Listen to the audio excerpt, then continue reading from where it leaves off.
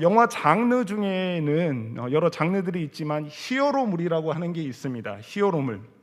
일반 사람들에게는 없는 특별한 그런 초능력을 가진 영웅이 그가 가진 그 초능력을 가지고 국가나 아니면 사회를 해하려고 하는 그런 악당들을 이렇게 물리치는 그런 주제를 다루고 있는 영화들이 히어로물, 영웅들이 나오는 그런 장르가 있는데요. 어떤 영웅들은 이렇게 손에서 아주 강력한 거미줄이 나가서 그 거미줄로 못된 악당들을 물리치기도 하고, 또 어떤 영웅은 망토 같은 하나 뒤집어 쓰고 하늘을 날아다니면서 그 악당들을 또 처치하는 그런 영웅들도 있습니다. 요즘에 나오는 히어로물들에서는 이런 영웅들의 어떤 능력이 조금 더 발전이 된 것 같아요. 그래서 어떤 물을 자유자재로 다룰 수 있는 그런 초능력을 가진 영웅들도 있고, 때로는 사람의 마음을 이렇게 꿰뚫어 보는 그런 능력을 갖고 있는 영웅들도 있고, 또 어떤 영웅들은 전기를 자기 마음대로 쓰면서 그 전기를 가지고 이렇게 사람들을 돕는 그런 영웅들을 우리가 보게 됩니다. 하지만 지금으로부터 2000여 년 전에 요즘 영화에서 나오는 영웅들의 초능력과는 비교조차 할 수 없는 놀라운 그리고 엄청난 능력을 가진 사람이 영화 속이 아닌 실제로 존재했었습니다. 오늘 본문에서 그런 엄청난 능력을 가진 사람이 누구이고, 그리고 그가 가진 능력이 무엇이었는지를 확인을 할 수가 있습니다. 오늘 본문의 배경이 되는 곳은 게네사렛이라고 하는 지역입니다. 게네사렛. 아마 이 게네사렛 호수라고 알고 계시는 분들도 계실 텐데, 우리들에게는 그렇게 익숙한 지역 이름이 아마 아닐 겁니다. 그렇지만 이 게네사렛이라고 하는 땅의 이름은 우리가 익숙한 갈릴리 호수, 잘들 알고 계시죠? 아니면은 디베리아 호수라고 하는 그런 이름을 되게 익숙하게 알고 계시는데, 이 게네사렛 호수라고 하는 거는 갈릴리 호수나 디베리아 호수나 다 같은 그 갈릴리 바다, 갈릴리 호수를 지칭하는 말입니다. 그 지역을 이렇게 나타내는 말이죠. 그래서 이 게네사렛이라고 하는 이 지명 이름은요, 구약에도 한번 나오는데 열왕기상에 보면은 이 땅 이름을 뭐라고 부르는데, 그 이름이 이 호수, 아까 사진을 다시 한번 보여드리면은 이 갈릴리 호수의 지금 모양이 어떤 악기의 모양을 혹시 닮았다라고 생각을 하십니까? 악기 중에서 이게 번뜩 안 떠오르실 수 있는데, 이 예전에 사용했던 비파와 수금이라고 할 때 그 수금의 모양과 좀 닮았죠. 그리고 이렇게 하프라고 하는 그런 악기와도 굉장히 이 호수의 모양이 닮아서 이 히브리어로 긴네렛이라고 하는 그런 이름으로 불렸던 지역이 바로 이 게네사렛 땅입니다. 이런 다양한 이름을 가진 호수 주변에서 예수님과 우리의 제자들은 다른 곳에서보다도 훨씬 더 이 호수 주변에서 많은 사역을 했던 것을 우리가 알 수가 있습니다.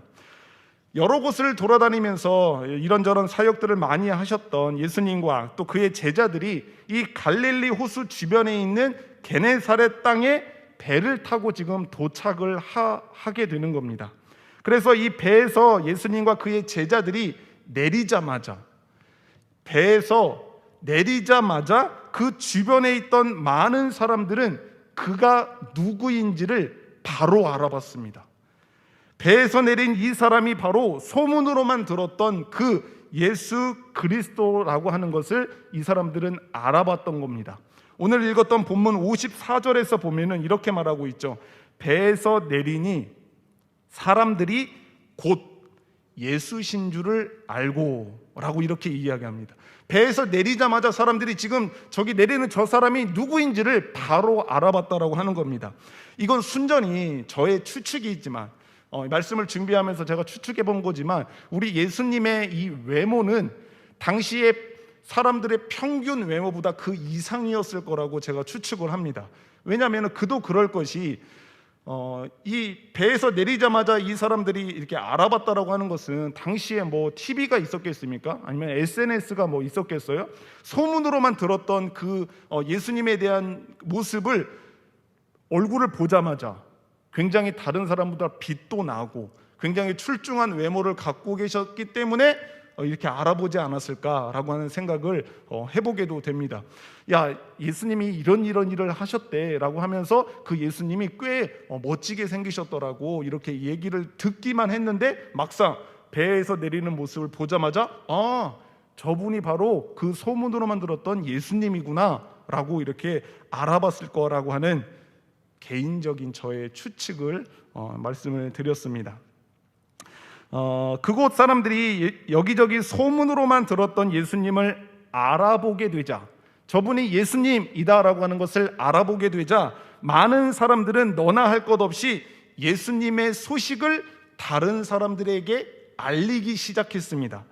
같은 사건을 다루고 있는 이 마태복음의 기록에 보면은 이렇게 기록을 하고 있습니다. 마태복음 14장 35절에 보면은 그곳 사람들이 예수이신 줄을 알고 그 근방에 두루 통지하여라고 이렇게 기록을 하고 있습니다. 이 두루 통지하다라고 하는 것은 사람을 보내서 알린다라고 하는 그런 의미를 갖고 있지 않습니까? 그래서 예수님이 우리 도시에 도착하셨어. 그 소문으로만 들었던 그 예수님이 우리 지역에 지금 도착하셨어. 여보시오, 그 예수님이라고 하는 분이 있잖아. 지금 그분이 우리가 알고 있는 그 게네사렛 호수에 지금 와 계신다니까? 라고 하면서 사람들을 보내서 그 소식을 많은 사람들이 알 수 있도록 전했다라고 하는 것을 우리가 알 수가 있습니다. 그 지역에 예수님이 오셨다라고 하는 그 소식을 들은 사람들마다 동일한 행동을 하기 시작합니다. 그 행동이 무엇이냐면은 그것은 병든 사람들을 예수님께로 데려오기 시작한 겁니다. 예수님이 오셨다라고 하는 소문을 들었는데 그 예수님이 오셨다라고 하는 소문을 들은 사람들마다 병든 사람들을 침상째 데리고 와서 예수님 앞으로 데리고 오는 이 같은 행동을 하게 된 것입니다. 당시 이 지역의 사람들은요, 예수님에 관한 소문을 들어 그분이 어떤 분이신지를 충분히 알고 있었을 것입니다. 아까 말씀드린 것처럼 그 갈릴리 호수 주변에 살았던 사람들의 이야기이기 때문에 이 게네사렛 지역에 살았던 사람들도 다른 지역에서 예수님이 행하셨던 일들을 듣고 예수님에 대해서 충분히 잘 알고 있었을 겁니다. 그도 그럴 것이 이 갈릴리 호수 주변에 거라사인 지방이라고 있지 않습니까? 그 거라사인 지방에서 아주 오랫동안 무서운 귀신이 들려서 그 어느 누구도 그 사람을 함부로 할 수가 없는, 제어할 수 없는 그 처지에 있던 그 귀신 들린 사람을 예수님이 고치셨다라고 하는 이야기를 들었을 겁니다. 뿐만 아니라 12년 동안 여러 병원과 의원과 사람들에게 고통받고 힘든 투병 생활을 했던, 혈루병으로 힘든 시간을 보냈던 그 여인을 고치신 그 사건도 이 게네사렛 지방 사람들이 잘 알고 있었을 겁니다. 그뿐만 아니라 회당장 야이로라고 하는 딸이 안타깝게 병에 걸려서 죽게 됐죠. 그런데 예수님이 마치 잠자는 자를 불러 깨우듯이 그 죽은 회당장 야이로의 딸을 살리시는 일 또한 이 게네사렛 지방 사람들이 잘 알고 있었을 것입니다.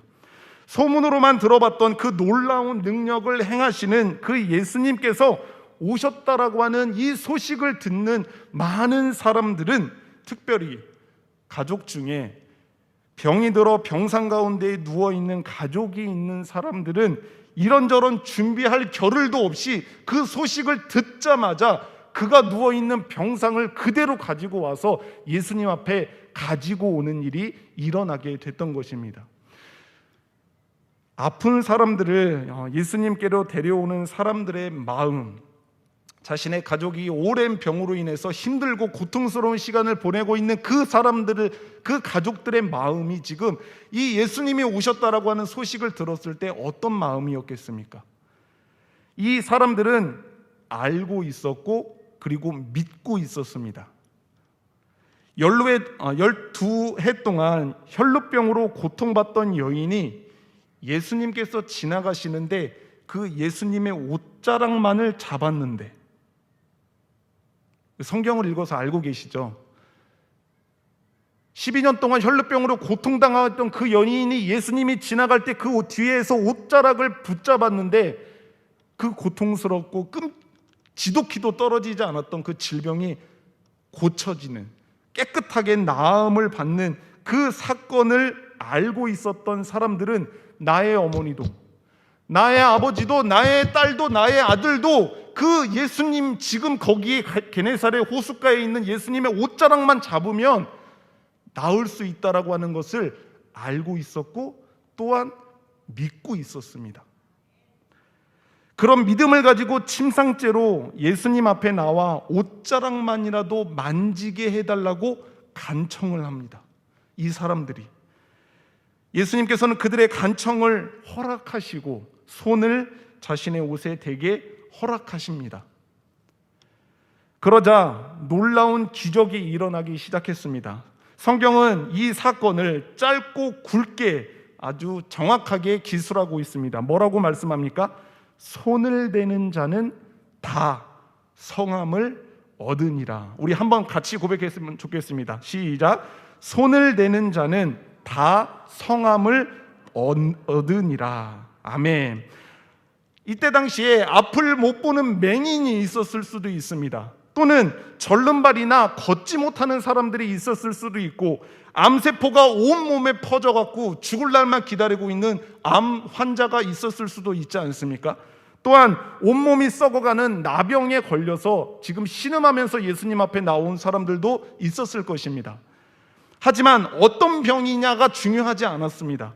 그 자리에서 예수님의 옷자락을 만지는, 예수님의 옷자락을 터치하는 그 사람의 모든 병은 깨끗이 나음을 얻었다라고 성경은 정확하게 서술하고 있습니다.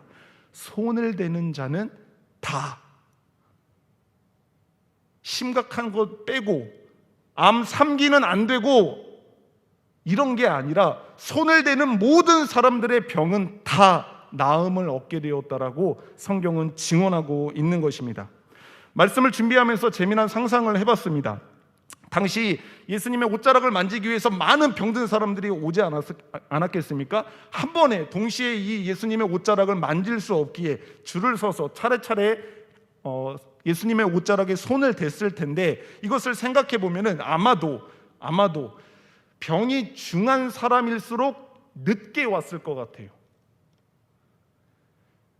여러분들의 생각은 어떠신지 모르겠지만 제가 생각하기에는 병이 심각한 사람일수록 예수님의 옷자락을 늦게 만졌을 것 같아요. 왜냐하면 먼저 가벼운 병에 걸렸던 사람들이 먼저 나오는 거죠. 감기 환자가 나와서 예수님의 옷자락을 손을 댔는데 감기가 다 나와. 진짜 이게 낫네? 그 다음에 오래된 두통을 앓고 있는 사람이 와서 예수님의 옷자락을 만지고 나서 그 두통이 사라지는 것을 보면서 이거 진짜네? 라고 하면서 나 이 병도 나을 수 있을까? 라고 하면서 앞에 사람들이 차차차차 나음을 얻게 되는 것을 보면서 용기를 얻고 그제서야 예수님의 옷자락에 손을 댔을 것 같다라고 하는 이런 생각을 해보게 됐습니다. 지금 여기 게네사렛 호숫가에서 서 계신 30살의 그 젊은 청년인 예수는 엄청난 능력을 갖고 계신 분이었습니다. 그분의 옷자락을 터치하기만 해도, 예수님께서 입고 계신 옷을 어디라도 터치하기만 해도 온갖 중한 병들이 모두 낫게 되는 굉장한 능력을 갖고 계신 분이 바로 예수님이셨습니다. 방금 말씀드린 이야기는 영화 속에서 나오는 이야기를 여러분들에게 한 게 아닙니다. 또는 교훈적인 목적을 위해서 사람들이 지어낸 허구를 여러분들에게 이야기하고 있는 것도 아닙니다. 이 이야기는 2000여 년 전에 갈릴리 호수의 이 북서쪽에 위치한 게네사렛 지방에서 실제로 있었던 역사적인 사건을 지금 여러분들에게 말씀해 드리고 있는 것입니다. 요즘에 워낙 자유주의 신학자들이 성경에 말도 안 되는 것과 같은 그런 기적의 사건들을 다 자기의 그 지성의 한계로 끌어내려서 그거 진짜로 있었던 일이 말하는 게 아니라 너희들에게 예수님 말 잘 들으라고 그런 능력이 있는 분이다라고 하는 것을 그냥 이야기해 주기 위해서 그거 사건을 그냥 만들어낸 거야. 순진하게 그걸 믿어? 라고 속이는 사람들이 정말 많습니다. 그렇지만 우리들은 그런 속임에 속아서는 안 되죠. 이것은 당시의 역사적인 사건을, 그것을 보고 듣고 경험한 사람들이 기록해 놓은 역사적인 사건임을 믿으시는 저와 여러분 모두가 되기를 주님의 이름으로 축복드립니다. 이런 능력의 소유자가 되신 예수님께서 계속해서 우리들과 함께 계셨으면 얼마나 좋겠습니까? 하지만 예수님께서는 십자가에서 죽으시고 부활 승천하셔서 이제는 더 이상 그 육신의 몸으로는 우리가 예수님을 만날 수 없게 되었습니다. 그래서 우리들은 더 이상 예수님의 옷자락을 만질 수가 없습니다.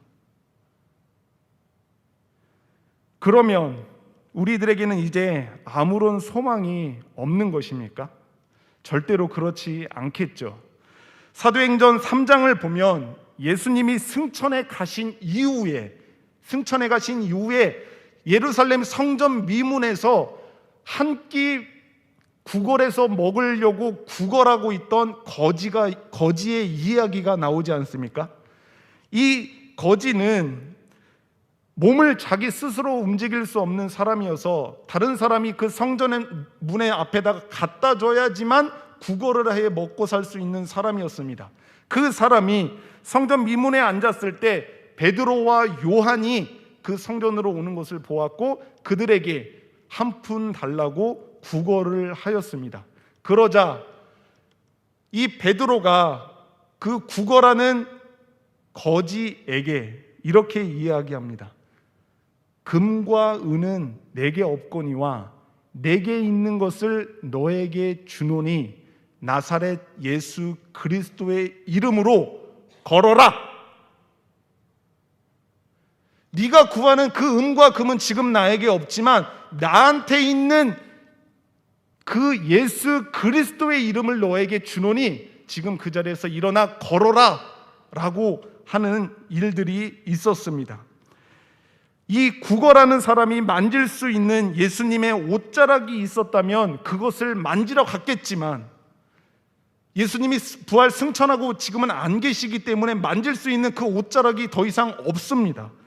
이제는 만질 수 없어 사람들에게 입에 풀칠이나 할 돈이나 얻고자 구걸하는 그에게 베드로는 나사렛 예수 그리스도의 이름을 주었던 것이죠.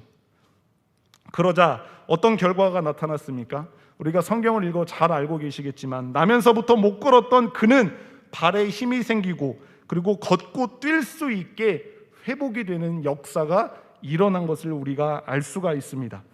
베드로가 외쳤던 나사렛 예수 그리스도의 이름은 주문처럼 외웠던 것이 아닙니다.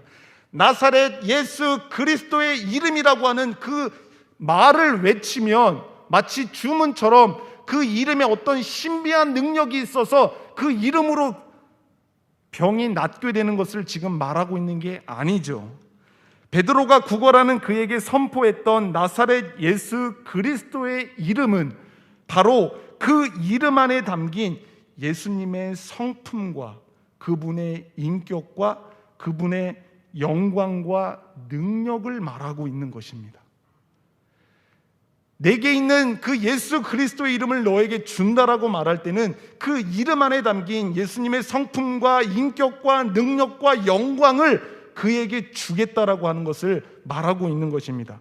우리가 예수님의 이름을 믿는다라고 고백하는, 우리도 그렇게 이야기하잖아요. 예수 그리스도의 이름을 믿는다라고 그 고백하는 의미는 예수님의 탁월한 인격과 성품을 믿는다라고 하는 의미이고요. 예수님의 전능하신 능력을 믿는다라고 하는 것이고 예수님의 신적인 권세와 영광을 믿는다라고 고백하는 의미를 가지고 있는 것입니다. 그래서 우리 하나님께서는 터치하기만 해도, 만지기만 해도 모든 병이 낫게 되는 그 예수님의 옷자락을 더 이상 만질 수 없게 된 이 하나님의 자녀들에게 바로 그 아들 예수 그리스도의 이름을 주신 겁니다.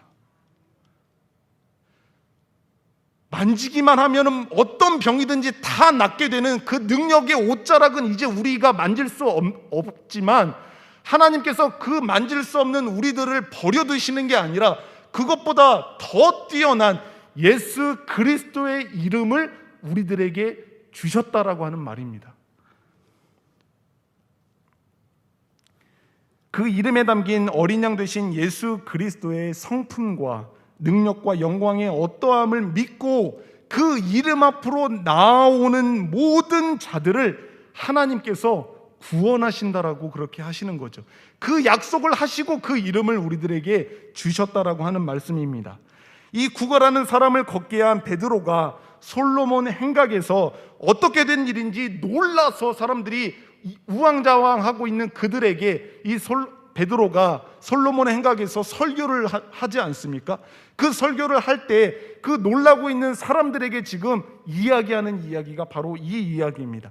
사도행전 3장 16절을 우리 한번 같이 읽어보면 좋을 것 같습니다. 한번 베드로가 놀라고 있는 사람들에게 지금 이 이야기를 해주고 있는 겁니다. 한번 같이 읽어보겠습니다. 시작.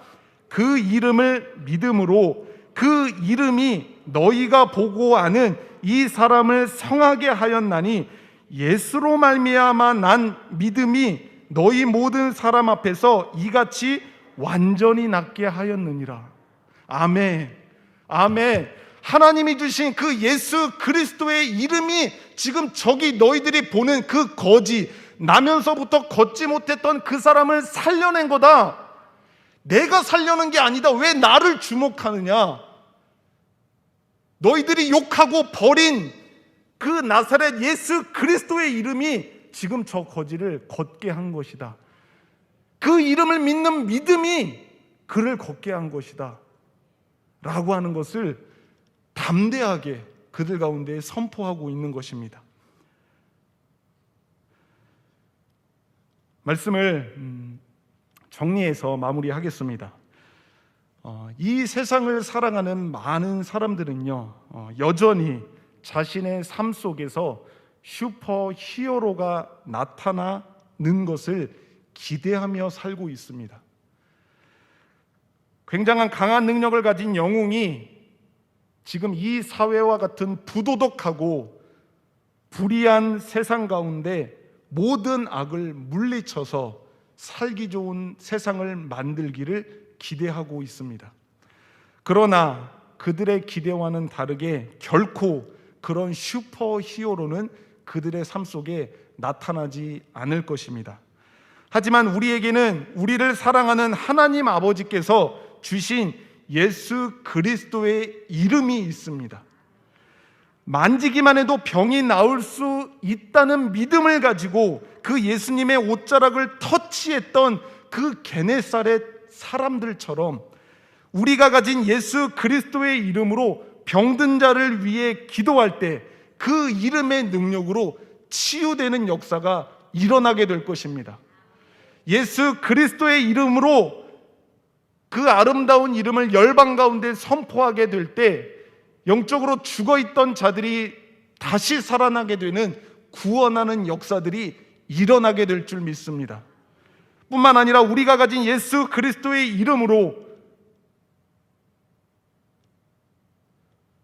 너무나도 어지럽고 너무나도 끔찍한 사건 사고가 하루가 멀다 하고 수없이 터져나오는 이 어려운 시대를 살아가는 우리 대한민국을 위해 기도할 때 그 이름의 능력으로 정의와 공의가 강과 하수처럼 흐르는 하나님의 나라로 새롭게 일어나게 될 줄 믿습니다. 우리가 믿고 의지하는 능력의 이름 예수 그리스도의 이름을 굳게 붙들고 살아가는 우리 모두가 되기를 예수님의 이름으로 축복합니다. 그럴 때 비로소 저와 우리 모두가 작은 영웅이 되어서 그 예수 그리스도의 이름으로 이 세상을 하나님의 나라로 바꿔가게 될 것임을 저 또한 믿습니다. 여기 계신 우리 모두가 예수 그리스도의 이름의 능력을 믿는 믿음으로 작은 영웅이 되어 이 땅 가운데서 살아갈 수 있기를 능력의 이름 대신 예수 그리스도의 이름으로 축원합니다.